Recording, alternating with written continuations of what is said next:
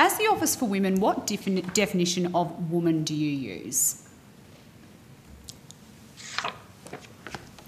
What definition of women do we use? Could you maybe give us a bit more context of course. for the question? You oversee and promote a range of initiatives, funding programs, specifically designated for women.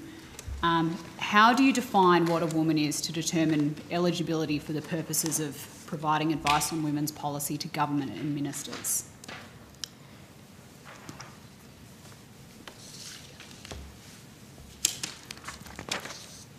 So, in terms of in the Office for Women, we recognise individuals who identify as women, and that's in accordance with the Australian Government guidelines on the recognition of sex and gender.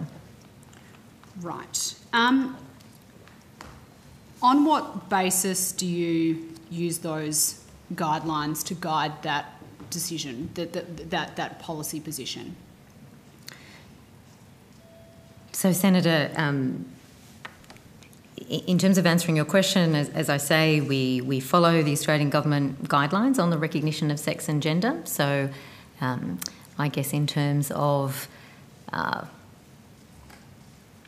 looking at our grants program, to take an example. So, we've talked quite a bit today about the expansion of the Women's Leadership and Development program.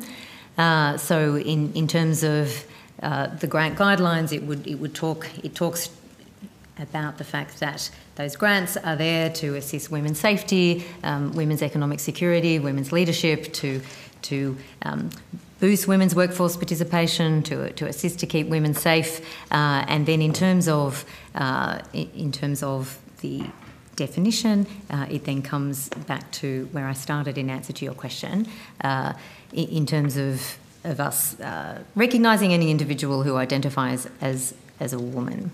So to be clear then, the Office for Women is not focused exclusively on policies for the betterment of biological women?